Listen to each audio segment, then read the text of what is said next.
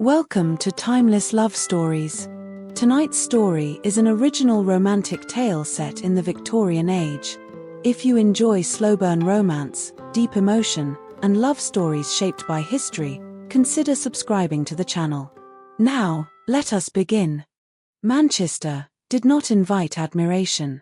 It demanded resistance, and it offered nothing in return except the possibility of survival shaped by effort. The city revealed itself not through spectacle but through accumulation. Sound pressed upon sound until silence ceased to be a lived experience. Iron wheels struck stone with tireless regularity.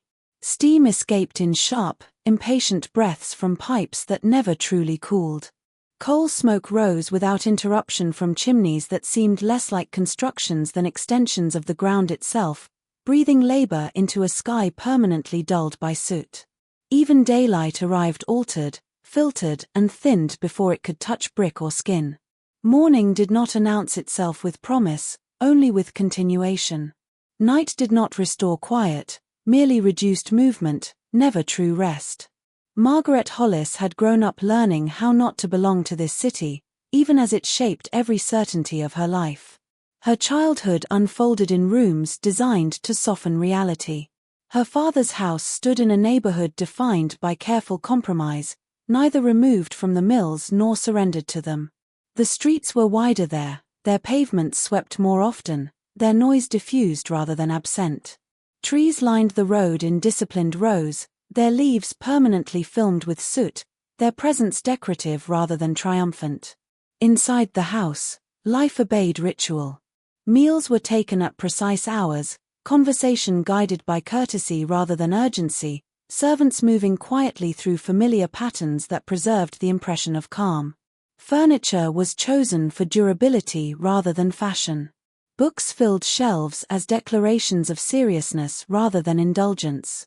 Curtains softened sound and light alike, ensuring that the city's harsher rhythms reached the interior only as distant suggestion. Margaret learned early how to inhabit that space. She learned to speak clearly without excess, to listen attentively without surrendering authority, to hold opinions firmly while expressing them gently enough to be received.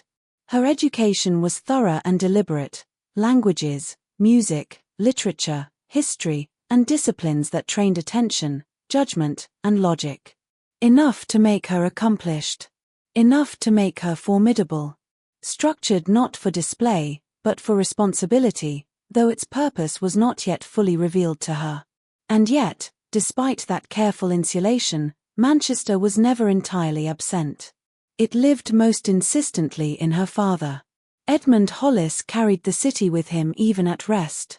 There was a buzz in him that never fully eased, a sense that part of his attention remained tethered to machines and schedules that did not sleep. His hands, always clean, bore the marks of habit rather than labor, ink beneath the nails, faint abrasions at the knuckles that never quite disappeared. He spoke of the mill not as property but as responsibility, as something that demanded vigilance and punished complacency without mercy. Margaret grew up listening to those conversations without being invited into them. At the dinner table, her father might speak of delayed shipments, of suppliers who required firmer terms, of the difficulty of balancing expansion with quality. He did not lower his voice for her benefit, nor did he ask for her opinion. These matters existed as the background hum of her life, a reminder that comfort was underwritten by effort elsewhere. She admired him deeply, not merely for his success, but for the discipline with which he carried it. He did not indulge extravagance. He did not speak of profit with pride. Wealth, to him, was not achievement but obligation, something that demanded stewardship rather than display. As Margaret grew older, expectations arranged themselves quietly around her. Marriage was assumed, spoken of indirectly, framed as eventuality rather than choice. She resisted without confrontation, holding fast to the belief that her life would be shaped by affection rather than convenience. She did not reject marriage itself. She rejected its use as transaction. It was during this period that Roger Appleby began to feature more prominently in her father's conversations. At first only as a name, then as a presence, then as a regular fixture. Margaret observed him from a distance. He dressed well but without ornament, his movements economical, his manner restrained. A self-made man, her father said once, and the phrase carried weight. Roger Appleby had been born in Salford, on the edge of Manchester, where the city's expansion pressed hardest against lives with little margin for error. His father had worked as a mechanic in a small workshop that serviced mill equipment, a man of precise hands and limited prospects, whose health failed before his usefulness did. His mother took in sewing when she could, supplementing wages that were never sufficient and never secure. There had been no inheritance beyond habit, early rising, careful accounting, and the understanding that effort did not guarantee reward. Roger entered industrial work young, first as errand boy, then as clerk, then wherever he was needed when absence or failure created opportunity. He learned the mill from below, not by design but necessity. He knew the machinery because he had stood beside it when breakdowns could not be deferred. He learned accounts because errors carried immediate consequence. Advancement came slowly, without patronage, marked less by promotion than by accumulation of trust. When Edmund Hollis first noticed him, it was not through ambition displayed but through consistency observed. Appleby did not seek attention. He solved problems and moved on. Over time, responsibility followed him, not as reward but as recognition. By the time partnership was offered, it merely formalized a role he had already been performing in practice. When her father finally spoke to her plainly, Margaret was prepared. The conversation took place in quiet, without ceremony. He spoke of stability. She spoke of choice. He spoke of partnership. She refused marriage arranged for the sake of business. The disagreement was contained, disciplined, unresolved. They would proceed differently, her father said. Margaret did not yet understand how soon differently would mean without him. His death came without warning, abrupt and unyielding. One moment he existed in the world, plans unfinished but intact. The next, he was reduced to stillness and absence. Grief did not arrive as collapse but as hollowing, a vast internal quiet that displaced certainty rather than emotion. The house continued to function. Servants whispered. Condolences were offered. Visitors came and went. Margaret moved among them guided by habit rather than intention. 2 days after the funeral, Roger Appleby came to the house. Margaret had known he would, and still the certainty did nothing to soften the moment. He stood in the entrance hall with his hat in his hands, his coat darkened by the damp of the street, the smell of the city clinging to him more insistently than it did to most men who crossed that threshold. The house, heavy with mourning, seemed to draw inward around him, as though aware that he belonged more naturally to the world beyond its walls than within them. He inclined his head when he saw her, neither hurried nor hesitant, his manner unchanged by circumstance. "Miss Hollis," he said. The formality struck her with unexpected force.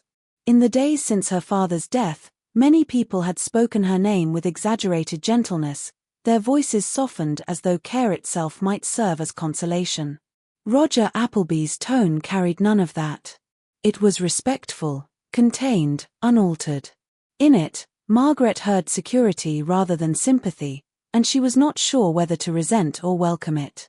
"Mr. Appleby, I am sorry for your loss," he said. The words were unadorned, but not empty. He did not elaborate at once, as though unwilling to allow habit to speak in place of truth. Then he added, quietly, "Your father was more than my partner. He was the first man who trusted me with responsibility before I had authority to justify it. I would not be here without him." Margaret felt the words settle with a weight distinct from all the condolences she had received since the funeral. Others had spoken of kindness, of character, of loss in terms carefully shaped to reassure themselves as much as her. Roger spoke instead of consequence. Of influence that lasted beyond affection. Of a bond defined by work, judgment, and shared trust. She realized, with a quiet start, that this was the first time since her father's death that someone had spoken of him as a man still present in the world, not merely as a memory to be managed. Margaret inclined her head. Speech still felt unreliable. She gestured toward the sitting room, and he followed without comment, his steps measured, his gaze attentive without intruding. They sat opposite one another, the small table between them suddenly conspicuous. For a moment, neither spoke. The silence was not awkward, but it was weighted, shaped by unspoken necessity. "There are matters that will require attention," Roger said at last. "Not today, if you prefer. But soon." Margaret understood at once what he meant. The mill did not pause for mourning. Contracts would not suspend themselves out of respect. Wages would still fall due. The knowledge settled in her chest with a weight that was neither surprising nor unwelcome. "I will come," she said. Roger's eyes lifted briefly to hers, a searching look that suggested assessment rather than doubt.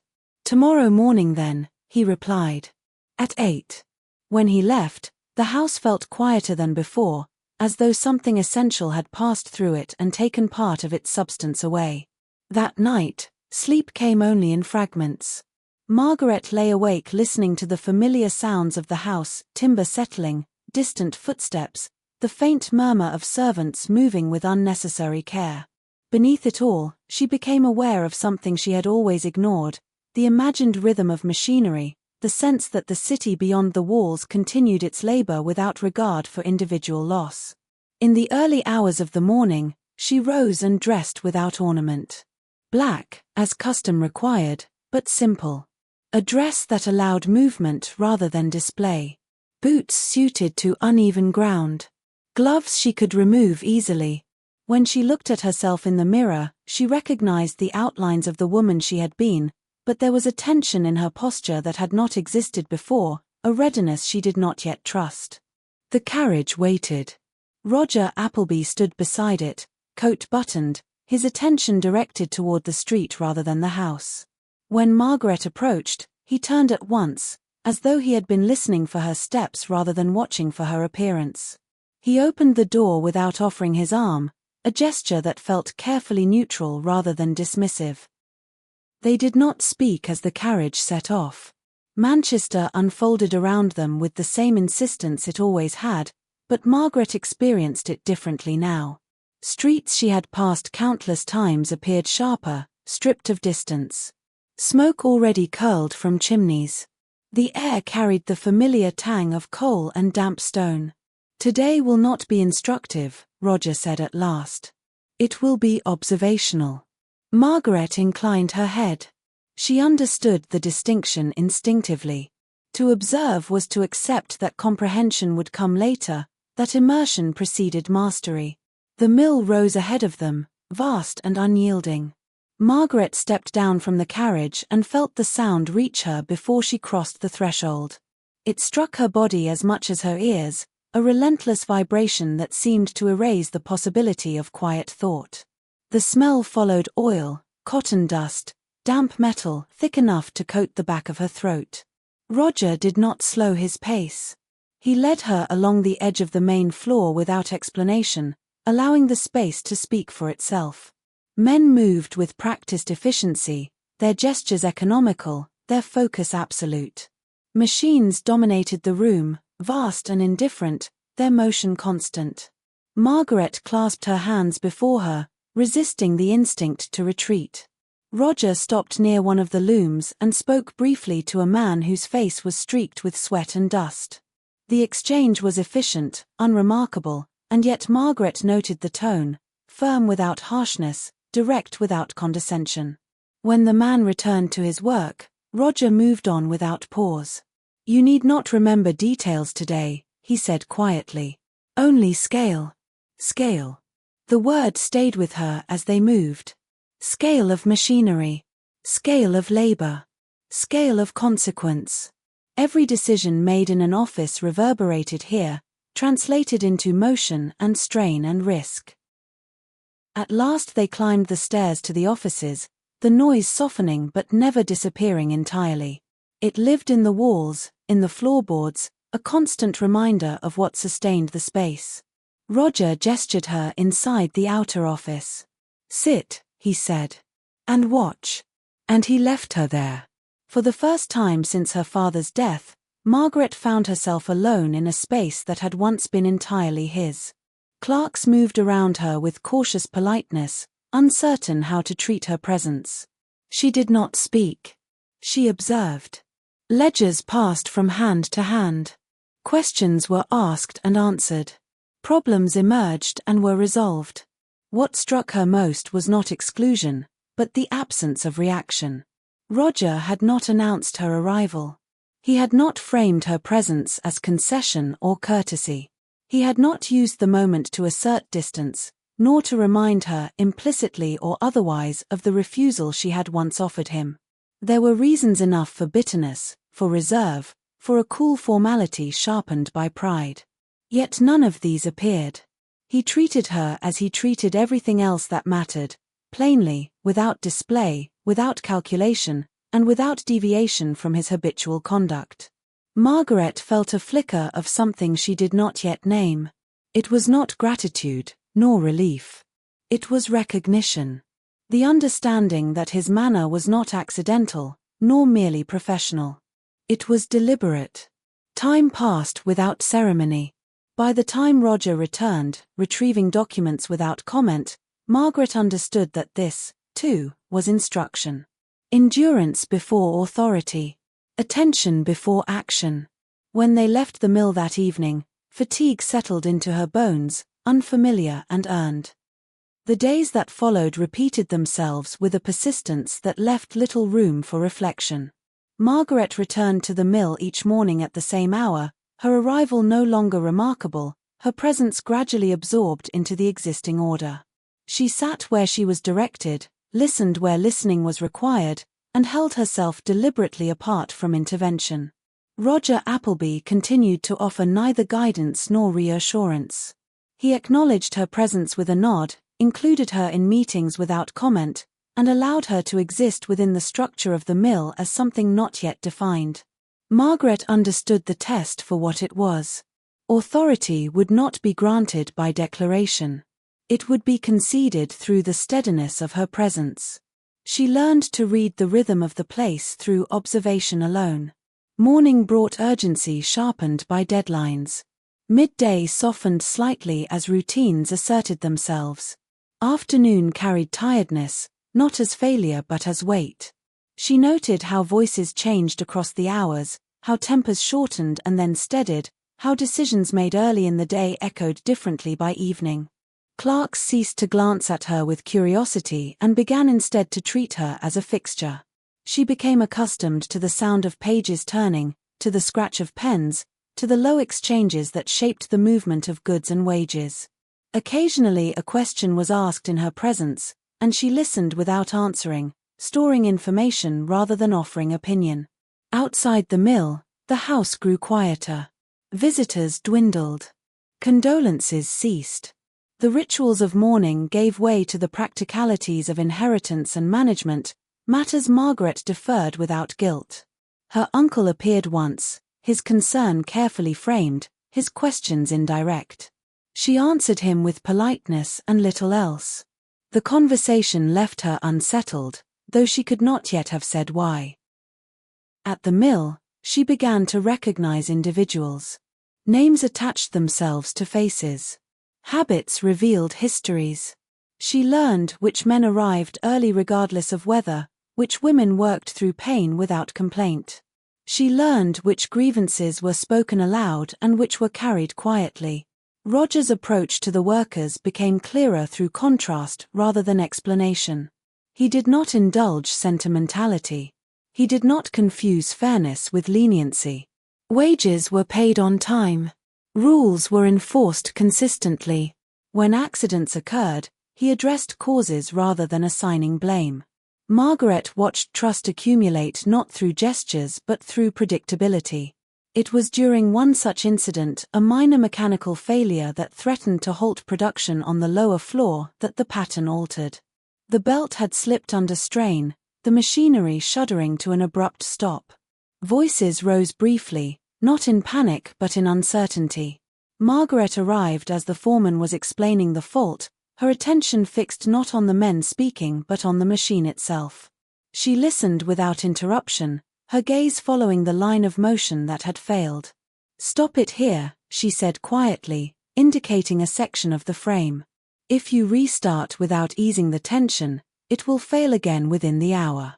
The foreman hesitated, then nodded. Adjustments were made. The machine was restarted.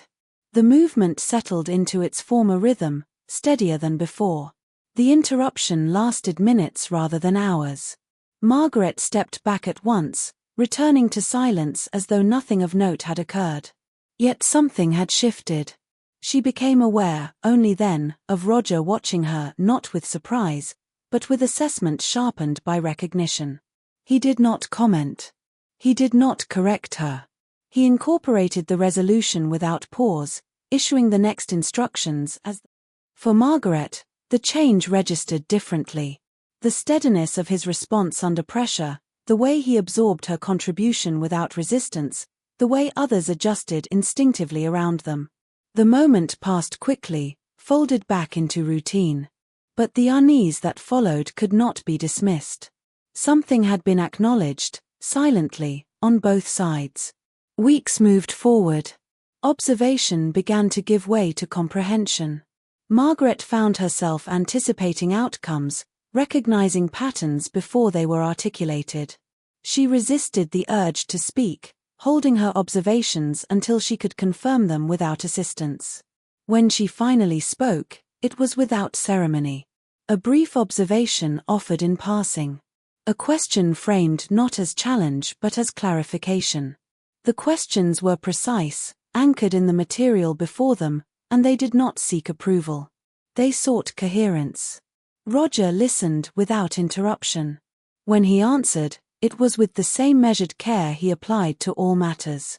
Yet Margaret noticed that, on more than one occasion, he paused before responding, his attention returning to figures or passages he had previously accepted without reconsideration.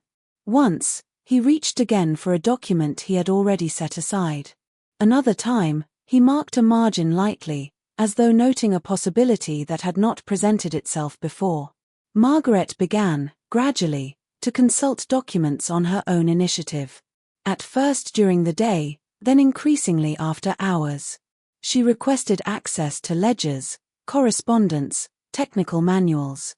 When figures failed to align intuitively, she sought explanation rather than reassurance.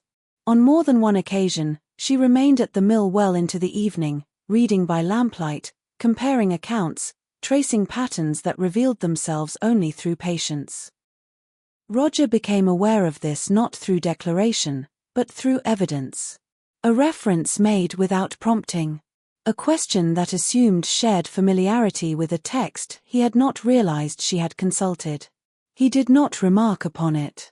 He adjusted, incorporating her analysis as readily as he had once incorporated her observations on the floor. Her presence at the mill was no longer provisional. The city beyond its walls continued to press inward, smoke and sound relentless as ever. Yet within the ordered persistence of work, Margaret felt a strange steadiness take hold. Grief did not vanish. It settled. It learned to exist alongside purpose rather than in opposition to it. The line between observation and participation was thinning, almost imperceptibly. The transition did not announce itself. Instead, it revealed itself through omission, a question answered because no one else was available, a ledger reviewed because it had been left within reach, a decision delayed until she returned to the room because her presence had become expected. She noticed it first in the clerks. One morning, as she took her usual place in the outer office, a young man hesitated beside her chair, a folded sheet in his hand. He stood there longer than necessary, shifting his weight, glancing toward the inner office and then back to her. "Miss Hollis," he said finally, his voice uncertain, "Mr. Appleby is occupied." He asked that this be checked. Margaret accepted the paper without comment. She read it carefully, her attention steady. The figures were correct, but the timing was not. She marked the discrepancy lightly and returned the sheet. "He will want this adjusted," she said. "The delay compounds." The clerk nodded, relief evident, and left without further question. The exchange left Margaret unsettled. Not because of its content, but because of its ease. No permission had been sought. No authority invoked. The task had simply arrived, and she had completed. He continued to work as before, neither encouraging nor restraining the shift that was taking place. Margaret sensed that he was watching, though she rarely caught him doing so directly. His attention, like his influence, remained indirect, felt rather than seen. Her days lengthened. Tasks accumulated subtly, folding themselves into her routine until she could no longer separate observation from action. She began to review correspondence regularly, to prepare summaries without being asked, to sit in on discussions where her silence now carried expectation rather than absence. Almost without conscious decision, her appearance changed to match the demands of her days. Dresses once chosen for social propriety were set aside in favor of plainer cuts and darker fabrics, garments that tolerated dust, long hours, and movement without complaint. Fatigue became a constant companion. It settled into her shoulders, her hands, the space behind her eyes. Yet it was a fatigue she recognized as earned. Outside the mill, the house receded further into stillness. Margaret returned late, ate little, slept deeply. Letters went unanswered. Invitations ceased to arrive. The life she had once inhabited did not protest her absence. It simply adjusted. Her uncle returned more frequently. His visits were framed as concern, his questions carefully indirect. He asked after her health, her spirits, her sleep. "You are working too much," he said one evening, his tone gentle. "This is not what your father intended."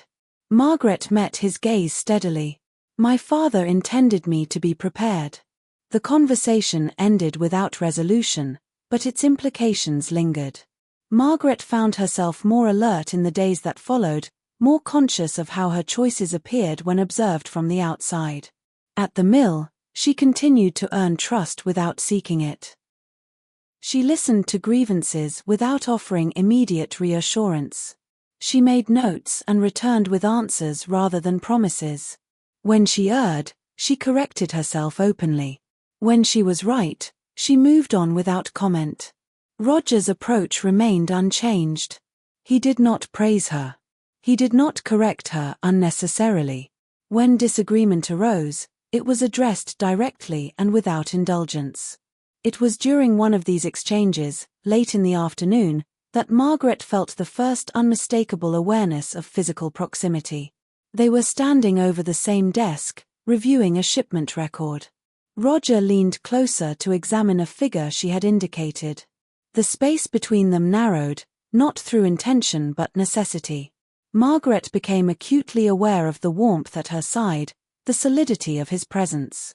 The sensation was brief, unwelcome in its intensity, and entirely silent. She stepped back at once, her expression unchanged. Roger did not comment. The moment passed, but it left an imprint. Margaret did not interpret it. She did not name it. She returned her attention to the ledger and continued as before. Yet the awareness lingered at the edge of her perception, resurfacing unpredictably in moments of shared focus or prolonged silence. The fault appeared mid-morning, without warning and without drama. One of the newer carding machines on the second floor began to overheat, its output growing uneven, the fibers clumping where they should have flowed freely. At first the operators adjusted tension and speed, assuming misalignment. Within the hour, two adjacent machines showed similar strain. Work slowed. Then stopped. The foreman, Harris, wiped his brow with the back of his hand and looked down the line with visible frustration. "If we keep pushing, we'll damage the rollers," he said. "But if we stop, we lose half the day." Margaret arrived as the discussion gathered around the idle machinery. She listened without interruption, her gaze fixed on the machines housing rather than the men speaking. "It's the heat," one of the operators said. "The belts are holding, but the fibers swelling." Roger joined them moments later, already aware of the stoppage. We can't afford a full shutdown, he said. Not with the shipment due. Margaret crouched slightly, examining the output tray. When was the last full cleaning of the intake? She asked. Harris hesitated. Last week. Same as always. Not since the temperature changed, she replied. The dust is holding moisture. Roger considered the machine. Cleaning will take time. So will replacing damaged rollers, Margaret said calmly. If we stagger it, floor by floor, we keep partial output. Harris looked between them. We'd need to reroute work from the north side. Margaret nodded. And shorten the shifts by half an hour. Less heat build-up. We'll lose volume today, but we won't lose the machines. Roger was already calculating. I'll speak to dispatch. Delay the shipment by 12 hours. No more. He turned to Harris. Do it. Start here. The work resumed in fragments. Machines were cleaned and restarted in sequence, production resuming unevenly at first, then settling into a slower but stable rhythm. Workers moved with renewed focus, the tension easing as the solution took shape. By late afternoon, output had stabilized below target but intact. As the floor quieted, Harris approached Margaret. Good call, he said simply. She inclined her head. It was shared. Roger observed the exchange without comment. When he spoke, it was only to issue the next instruction, folding the incident back into routine as though it had always been expected. One evening, as they left the mill together, Roger spoke without turning to her. There is an exhibition in London, he said. The scale of it is unlike anything we have seen before. Machinery, processes, suppliers from across Europe and beyond. It would be useful for the business to see it. He paused, allowing the implication to settle without pressing it. It is not necessary, he added. But it would offer context. Perspective. The phrasing was deliberate. Not instruction. Not obligation. An opening. Margaret inclined her head, considering. She was aware of the exhibition, of course. Everyone was. Yet she had thought of it as spectacle rather than substance. When? She asked. Before winter sets, he replied. If you wish. She did not answer at once. The decision felt less about travel than about acknowledgement of her place, of her judgment, of her right to choose what served the work. At last, she nodded. Then we should go. As the carriage carried her home through streets softened briefly by twilight, Margaret felt a tremor of anticipation she did not entirely trust. It was not excitement. It was awareness of movement, of a shift approaching that would demand reckoning. Summer settled fully over Manchester, bringing with it a heat that lingered even in the early hours of the morning. The mill absorbed it reluctantly, its thick walls retaining warmth that refused to dissipate overnight. By midday the air grew heavy, movement slowed, tempers tightened and then steadied again through necessity rather than relief. Margaret adjusted her habits without comment, arriving earlier, remaining later, learning when to pause and when to press forward despite discomfort. Days followed one another with minimal distinction. Deliveries arrived. Accounts were reviewed. Machines required attention. She did not ask when this change had occurred. She accepted it as she accepted the heat, as a condition to be managed rather than questioned. Her body adapted more slowly than her mind. There were evenings when she returned home with her hands trembling slightly, her shoulders aching with a fatigue that sleep did not immediately resolve. She learned to recognize the difference between exhaustion that required rest and exhaustion that demanded endurance. Grief continued to surface unexpectedly. It arrived not as sorrow but as absence, sudden and disorienting. Margaret would reach for a question and realize there was no longer anyone to whom it could be addressed. She would complete a task and instinctively turn toward the space her father had once occupied, only to meet the solidity of a wall. These moments did not stop her. They slowed her, briefly, before work drew her forward again. Alongside this, another shift took place, quieter but no less decisive. Margaret found herself withdrawing, almost without conscious intent, from the circles she had once inhabited with ease. When she encountered former acquaintances, their conversations struck her as curiously hollow, concerned with novelty rather than consequence, with display rather than effort. What had once seemed the natural texture of social life now felt weightless, disconnected from anything that she now cared about. She did not judge it harshly. She simply ceased to belong to it. Roger Appleby remained unchanged in manner, in his presence, and within the order of the work they shared, she felt no pressure to perform a version of herself shaped for leisure or approval.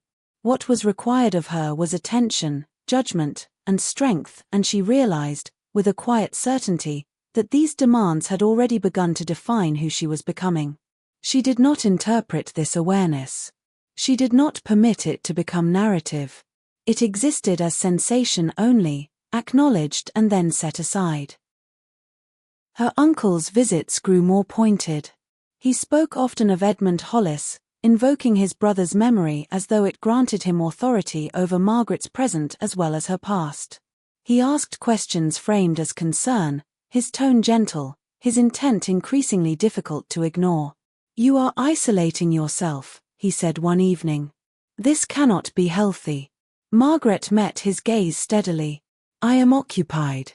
Then, before he could respond, she continued, her voice steady and unyielding. "And I do not require your opinion on how I conduct my life. That is no longer your concern." The words were not raised. They did not invite argument. They closed it. Her uncle stared at her for a moment, caught off balance by a resistance he had not anticipated. Margaret did not look away. The certainty with which she held his gaze made further persuasion unnecessary. The silence that followed was heavy. When he left, Margaret remained unsettled, aware that this conversation would not be the last of its kind. At the mill, the accumulation of trust continued.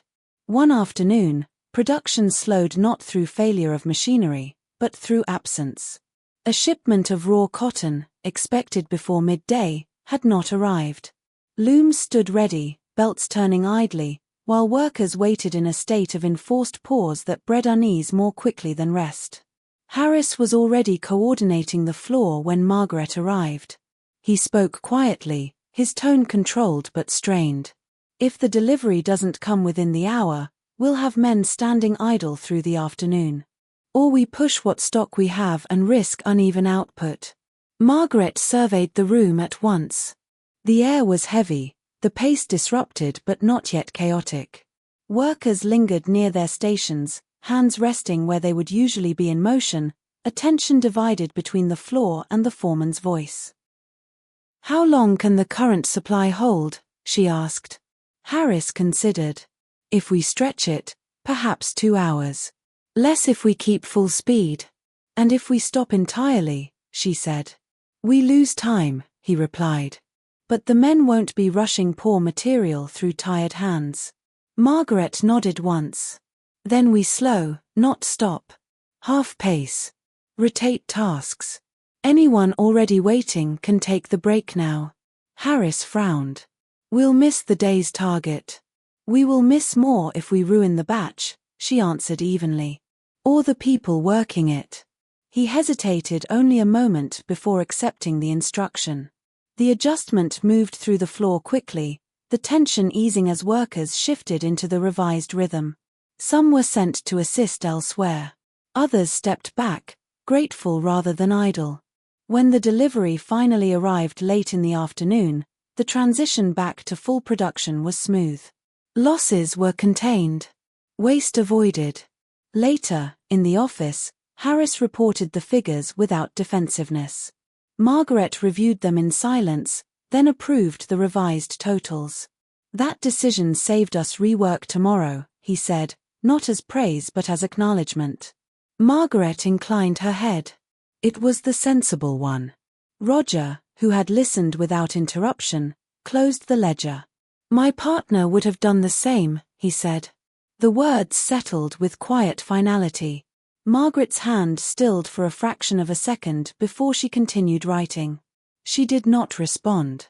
She did not need to. In the quiet that followed, she understood that the comparison was not casual. It was recognition. As summer edged toward its end, Margaret realized she no longer measured her days by the calendar. Time was marked instead by progress and delay, by resolution and endurance. The mill had become the axis around which her life turned. When the letter arrived confirming their arrangements in London, Margaret read it twice before setting it aside. She felt neither eagerness nor reluctance, only a steady awareness that the next phase of her life was approaching. The end of summer arrived without ceremony. Heat gave way to a damp chill that crept into the mill before it was felt in the streets. Windows closed. Fires were lit where possible. The air grew heavier, no longer with warmth but with moisture, the kind that settled into bone and resisted quick remedy. Only Roger Appleby remained constant. If anything, the closing of summer increased the density of their shared hours. Decisions pressed more insistently as production schedules tightened. Markets shifted subtly, requiring attention that could not be deferred. Margaret found herself standing beside him more often than not, their shoulders aligned over ledgers, their movements occasionally intersecting without intention. The awareness that followed these moments had not lessened. It had simply become familiar. Margaret did not tell herself stories about it. She did not speculate. She treated the sensation as she treated physical discomfort, acknowledged, managed, set aside. Yet it altered the texture of silence between them. Pauses grew heavier, more attentive. Words, when spoken, carried additional weight. One evening, as they reviewed correspondence long after the machinery had slowed, Roger spoke without lifting his gaze from the page. "You should formalize your position," he said. The statement was delivered evenly, without implication. Margaret felt its significance immediately. "There has been no need," she replied. "There will be," he said. "Others will begin to notice what has already occurred." Margaret considered this in silence. Formal recognition would bring clarity. It would also invite scrutiny she had thus far avoided. "I will think on it," she said. Roger nodded once and returned to his work. The conversation lingered with her long after they parted. She understood the risk of remaining undefined. She also understood the cost of definition. Her uncle's pressure intensified. His visits became more frequent, his tone less careful. He spoke openly now of reputation, of appearances, of the impropriety of a young woman devoting herself so completely to industrial work. He framed his concerns as protection, but Margaret heard the calculation beneath them. Margaret did not reply at once. She rose slowly, the movement deliberate, and crossed the room until she stood directly before him. When she spoke, her voice was low, steady, and stripped of any remaining courtesy. "I am not vulnerable," she said. "And I am not alone." He opened his mouth to answer, but she did not allow it. "You do not advise me," she continued. "You do not protect me. And you will not speak of my life as though it were subject to your permission." The color drained from his face. "Margaret." "No," she said, sharply now. "This conversation is over." She moved to the door and opened it herself, holding it wide. The gesture was unmistakable. "You are no longer welcome in this house," she said. "Any further communication will be conducted formally. Through solicitors." For a moment he remained where he was, stunned by a resistance he had never imagined. Then, without another word, he took his hat and left. Margaret closed the door behind him with care rather than force. Only when the latch settled did she allow herself to breathe fully again. Something had ended. And she did not regret it. Work pressed on with quiet insistence. The mill did not acknowledge transitions. It demanded continuity, and Margaret provided it. She signed correspondence, reviewed accounts, authorized expenditures that would once have seemed presumptuous. Each decision reinforced what was already evident to those around her. Her authority no longer derived from proximity to her father's name, but from the accumulation of judgment exercised under pressure. She felt the weight of that authority most acutely in solitude. Late evenings found her alone in the outer office, the lamps burning low, the machinery reduced to a distant hum. In those moments, reflection intruded despite her discipline. She thought of her father not with longing but with a measured gratitude. He had prepared her more thoroughly than she had understood. He had known, perhaps, that endurance was not learned through instruction alone. Roger Appleby remained nearby during these hours, his presence a constant she had ceased to question. Sometimes they worked in silence, the only sound the turning of pages or the scratch of pen against paper. At other times, brief exchanges punctuated the quiet, efficient, and unadorned. Margaret found that she no longer felt the need to guard her speech with him. Precision had replaced caution. The physical awareness between them persisted, neither escalating nor diminishing. It existed as a background current, felt rather than addressed. Margaret noticed how easily she adjusted her position to his without conscious thought, how her attention sharpened when he entered a room. She resisted interpretation, treating the sensation as another variable to be managed. The worker's regard became more overt. Greetings were warmer, requests more direct. Margaret responded with the same measured consistency she had learned from Roger. She neither promised what she could not deliver nor dismissed what she could address. The result was trust grounded in experience rather than sentiment. As autumn deepened, preparations for the London journey advanced. Arrangements were confirmed. Documents were assembled. Margaret felt the approaching departure as a tightening rather than a release. She understood now how fully her sense of self had become entwined with the mill's rhythms. The journey south unfolded without drama, its length marked by monotony rather than novelty. The train cut steadily through the countryside, its rhythm unbroken, its progress indifferent to the thoughts it carried. Margaret watched the landscape change with a detached attentiveness, noting the gradual loosening of industrial density, the widening of fields, the softening of horizons. It should have felt liberating. Instead, it unsettled her. She had not anticipated how firmly her sense of orientation had become anchored to Manchester. The mill's rhythms lingered in her body even as distance grew, shaping her awareness of time and motion. She found herself measuring the journey not in miles but in absences, the absence of machinery, of smoke, of the persistent pressure that had come to define her days. Roger sat opposite her, reading correspondence, his posture unchanged by travel. Their conversation was minimal, confined to practical matters, yet the silence between them carried a different quality here. Removed from the familiar constraints of the mill, their proximity felt more pronounced. Margaret became aware of the way the carriage confined movement, the way stillness demanded acknowledgement. She adjusted her gaze deliberately, fixing it on the passing fields. She did not permit her thoughts to linger on sensation.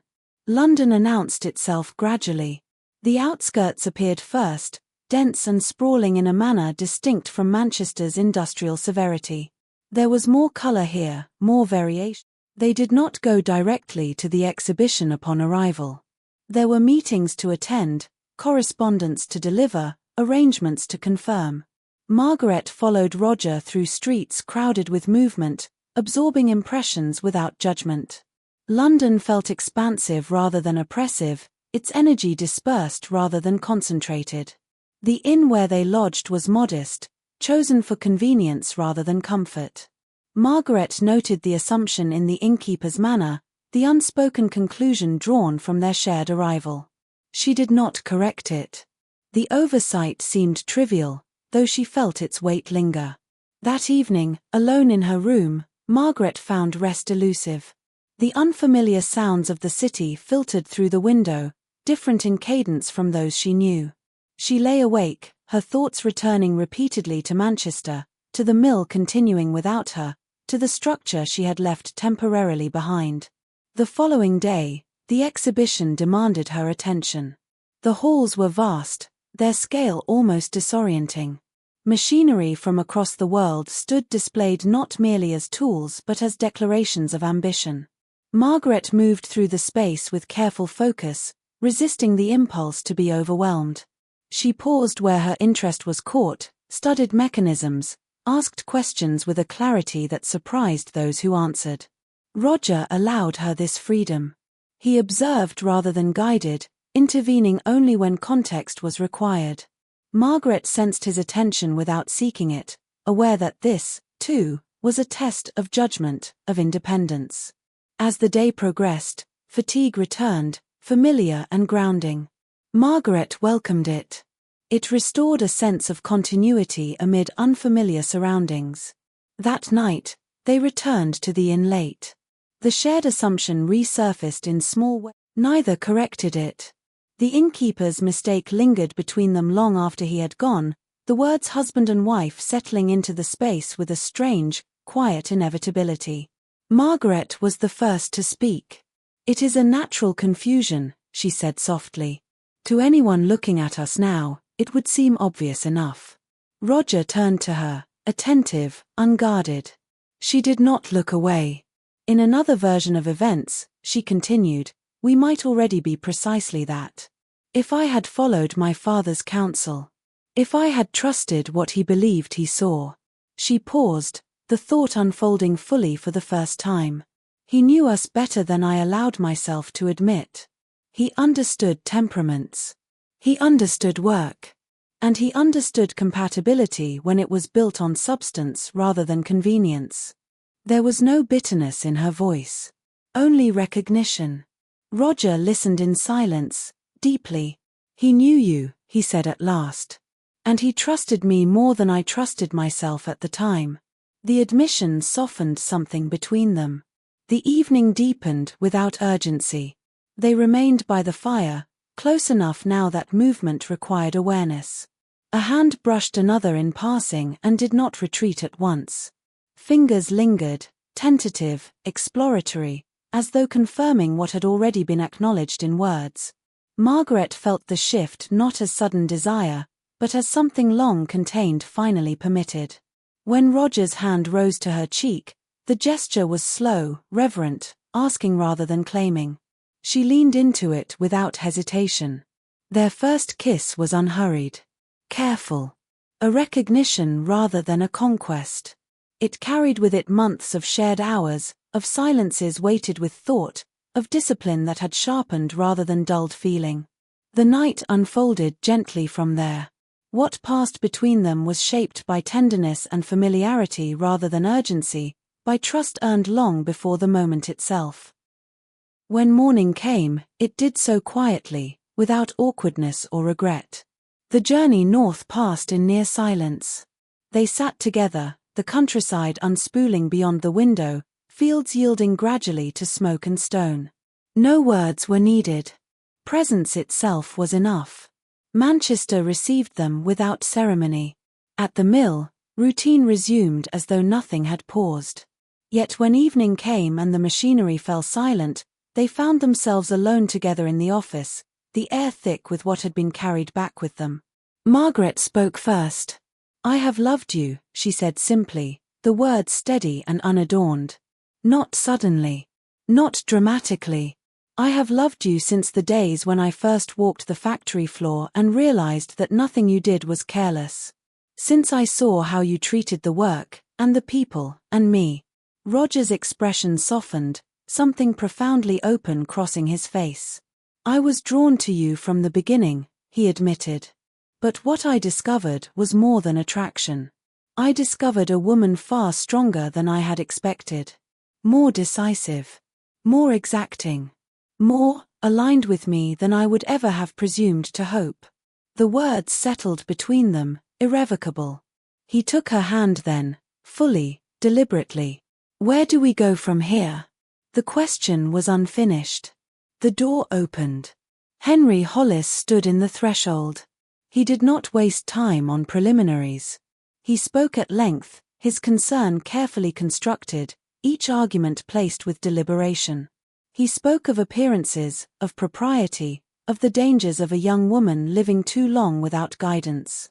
He invoked Edmund Hollis repeatedly, bending his brother's memory into authority, as though the dead might still be enlisted in service of his will. "You have withdrawn from society," he said. "You have attached yourself to work unsuitable." Margaret listened without interruption, her hands folded loosely in her lap, her expression composed. When he finished, she lifted her gaze. "My judgment has sharpened," she said. His mouth curved into a thin, almost satisfied smile. "That is precisely my concern." He leaned forward then, the mask of gentle worry finally slipping. "You are no longer capable of assessing your own condition," he continued. "You are isolated, emotionally compromised, and increasingly dependent on a man whose interests are clearly not aligned with your well-being." Margaret felt the accusation land cleanly, without shock. "You mean Mr. Appleby," she said calmly. Henry did not hesitate. "I mean the man who has positioned himself between you and every safeguard your father would have wanted in place. A man who benefits directly from your continued instability." The word was chosen carefully. Margaret rose. She did not raise her voice. She did not gesture. The authority she carried now required neither. "You will not speak of my partner in that manner," she said. "Nor will you pretend concern where there is only ambition." Henry's expression hardened. "If you will not submit to guidance voluntarily, then I will pursue formal measures. Medical oversight. Temporary institutional care, until such time as you are deemed capable." "Stop," Margaret said. The word cut cleanly through the room. She faced him fully now. "You are not protecting me. You are attempting to remove me. From my home. From my work. From my legal authority. And you will fail." He stared at her, momentarily unprepared for the certainty in her voice. "I manage a manufacturing enterprise," she continued. "I authorize expenditure.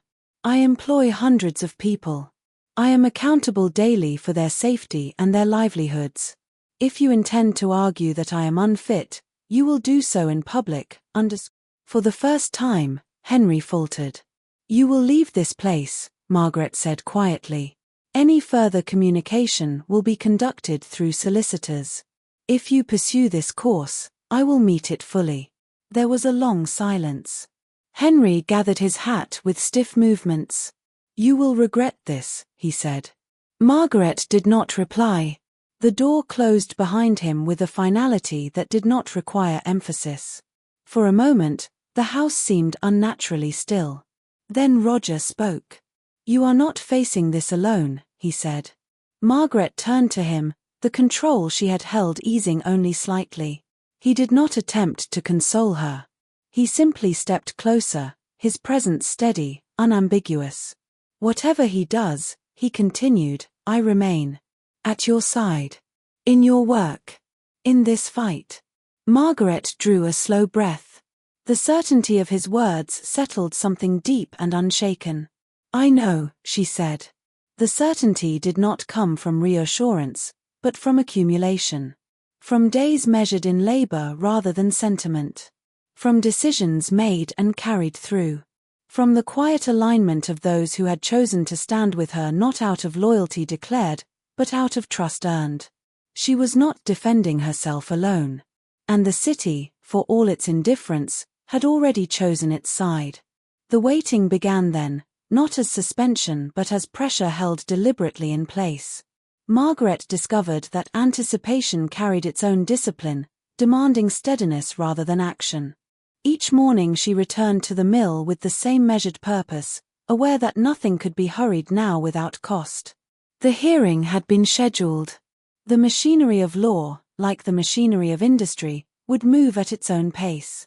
Days passed without incident, outwardly indistinguishable from those that had preceded them. Yet beneath the surface, tension accumulated. Margaret felt it in the careful neutrality of certain correspondences, in the slight delay of replies that had once been prompt. She noted these shifts without reaction, cataloguing them as she did everything else. Roger remained constant. If the pressure affected him, he gave no indication. He continued to work with the same precision, the same refusal to indulge speculation. Margaret found reassurance not in words but in the predictability of his presence. Whatever unfolded, he would meet it as he met all things, directly, without embellishment. The workers' awareness deepened.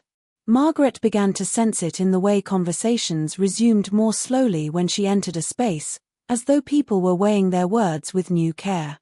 Requests were phrased more formally, gratitude expressed more openly. She recognized the instinct behind it, alignment rather than intrusion. They did not ask what would happen. They prepared themselves for it. One morning, as she crossed the yard, she noticed small clusters forming before the bell rang. People spoke in low voices, dispersing when work began. The sight stirred something unexpected in her chest. Not pride. Responsibility. The house had become almost incidental. Margaret slept there because she must, not because it anchored her. The rooms felt increasingly remote, their quiet no longer restorative but empty. She moved through them efficiently, conserving energy for the hours that mattered. The night before the hearing arrived without ceremony. Margaret remained at the mill later than usual, reviewing documents she already knew by heart. Roger worked beside her, the lamplight casting long shadows across the desks. Neither spoke of the following day. There was nothing left to say. At one point, Roger reached across the desk and covered her hand briefly with his own, the gesture unremarkable to anyone else, but steadying. Margaret did not look up at once. She turned her hand beneath his, holding it there for a moment before returning to her work. Neither spoke of the following day. There was no need. What lay ahead would be faced together, not because it had been agreed, but because it was already understood. Morning came grey and unyielding. She dressed carefully, not with vanity but with intention. Dark colors, severe lines. Clothing that neither invited scrutiny nor suggested fragility. When she looked at herself in the mirror, she saw not defiance but composure. Roger met her at the door. They traveled to the courthouse together, the streets growing busier as they approached. Margaret became aware of movement beyond expectation. People were gathering along the route, not in disorder but in quiet determination. At first, she did not understand. Then she saw familiar faces. As Margaret and Roger approached, movement stirred among them. Someone stepped forward, then another. Voices rose, not in disorder, but in purpose. "We are here to speak for her," one of the men said, loud enough to carry. "We work for Mrs. Hollis. We know how the mill is run." Margaret felt her breath catch. A murmur followed, swelling quickly. Others echoed the sentiment, insisting on their right to be heard, on their willingness to testify. The gathering drew attention. Passers-by slowed. Court officials moved toward the steps, attempting to restore order as the crowd pressed closer. Inside, the disturbance could not be ignored. The judge was informed. Objections were raised. Margaret's uncle's counsel argued irrelevance, impropriety, disruption. Margaret's own solicitor countered with calm persistence, pointing out that the question before the court was not sentiment, but competence, and that no witnesses were better placed to speak to daily governance than those subject to it. Negotiation followed, tense and procedural. At last, a compromise was reached. A small number would be admitted. Outside, word passed quickly through the crowd. There was no disappointment, only resolve. Those not called remained where they were, their presence unchanged. Inside, Henry Hollis was the first to speak. He suggested that Margaret's judgment had not merely narrowed, but had been guided. That her increasing involvement in the mill had coincided too conveniently with the influence of a man whose position stood to benefit from her displacement. He spoke of persuasion masked as partnership, of dependence mistaken for collaboration. Mr. Appleby, he implied, had positioned himself as indispensable, isolating Margaret from her former circle, encouraging her absorption in work, shaping decisions under the appearance of shared responsibility. What appeared as loyalty was, he argued, manipulation conducted with patience and intent. The implication was unmistakable, that Margaret was not merely unwell, but managed. Margaret listened without interruption. When her turn came, she spoke clearly and without embellishment. She answered questions precisely, referring to records when required, acknowledging uncertainty only where honesty demanded it. She did not argue motive. She demonstrated fact. Then the testimony began. When the first of the workers is called, the shift in the room was immediate. He walked forward with visible hesitation, his cap held awkwardly in his hands, his shoulders rigid beneath a jacket worn thin by years of labor. He did not look toward the benches where the lawyers sat today. He looked instead at Margaret, as though anchoring himself to something familiar before facing the rest. He had never been inside a courtroom before. Neither had most of those who followed. They stood where they were told, men and women accustomed to the noise and heat of machinery now confronted with silence sharpened into scrutiny. Questions were asked in language, yet they spoke. Not fluently, not eloquently, but deliberately. They described days measured by output and safety, by wages paid when promised, by decisions taken without favor. They spoke of instructions given clearly, of errors corrected without humiliation, of conditions improved not for appearance but for safety. They did not exaggerate. They did not plead.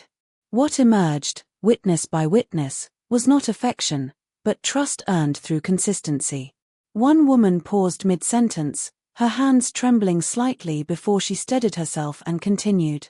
Another corrected himself, anxious to be precise, unwilling to allow even sympathy to distort fact. A foreman admitted openly when Margaret had overruled him and why he had accepted it. None of them had anything to gain. Each of them risked something simply by standing there: time, wages, favor, the unease of being seen and judged in a place that was not made for them. They did it anyway. The cumulative effect was unmistakable. What had been presented as manipulation was exposed as collaboration. What had been framed as instability revealed itself as leadership exercised daily, under conditions that did not allow illusion. By the time the last witness stepped down, the room felt altered. Not stirred. Settled. Margaret had not moved throughout the testimony. Her posture remained composed, her hands folded neatly in her lap. Yet something within her had shifted beyond control. She felt it as a pressure behind the eyes, a tightening in her throat she did not allow to rise any further. She lowered her gaze briefly, as though to consult a document, giving herself the smallest moment of refuge. When she looked up again, her expression was unchanged, but her eyes shone with an intensity that had not been there before. For the first time since the proceedings had begun, emotion threatened not as weakness, but as weight. Gratitude. Responsibility. The quiet, irrevocable knowledge that whatever judgment followed, something essential had already been affirmed. Behind her, the remaining workers waited in silence, their presence unwavering.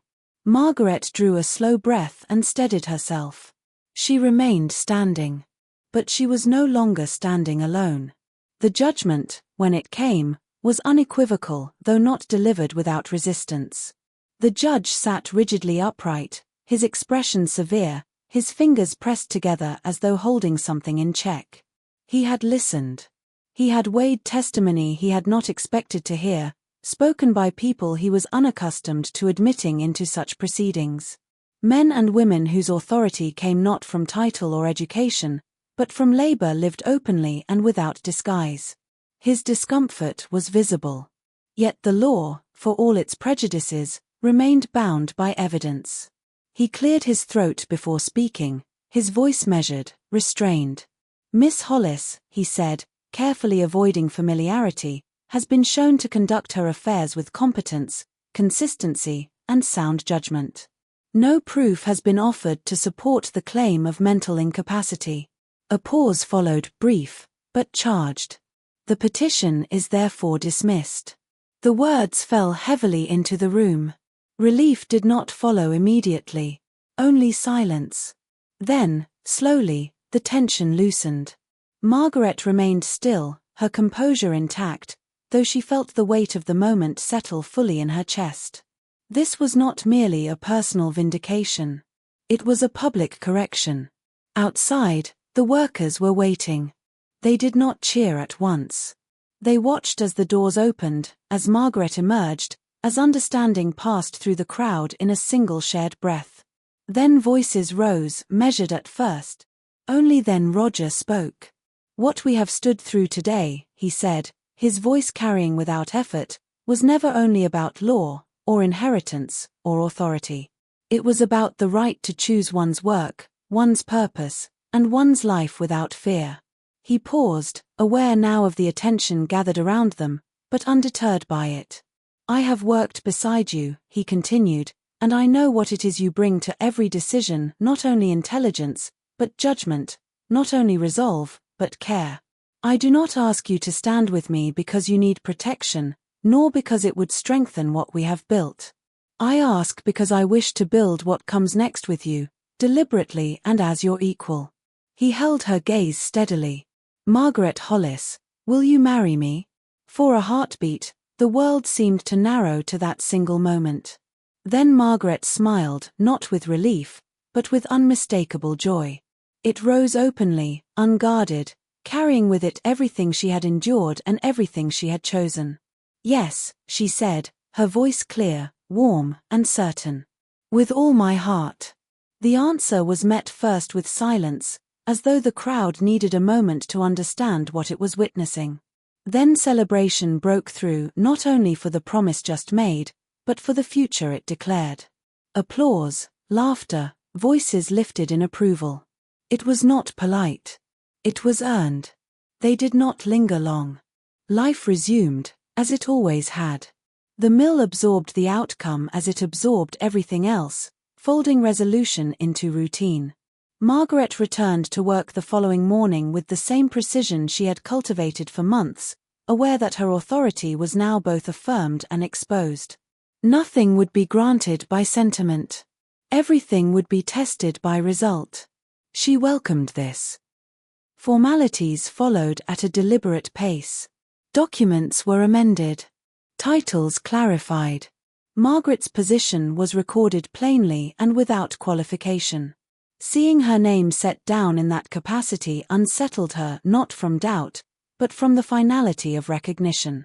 Their marriage was not conceived as reward or consolidation, but as continuation. They spoke not of romance, but of structure, of shared authority, of division of responsibility, of a partnership grounded in cooperation rather than dominance. They married without spectacle. Their household grew around their work, not apart from it. Margaret did not withdraw from the mill. She formalized her leadership within it. Roger did not claim precedence. He shared it. Years passed. What they built survived not through rigidity, but through principle. Cooperation shaped decisions where conflict might otherwise have fractured them. Respect governed relations between management and labor. Mutual aid, practical, unsentimental, and reciprocal, became policy rather than exception. As industries changed and centuries turned, those principles proved more resilient than any single method or machine. The enterprise adapted because its foundation was human as much as structural. Workers aged. New generations arrived. Technology transformed processes beyond anything Edmund Hollis might have imagined. Yet the name endured.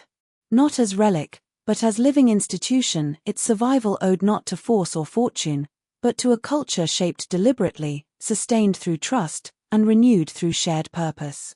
In a world defined by constant upheaval, what they had built remained. Because it had been built together. And share your thoughts in the comments. New timeless love stories await you.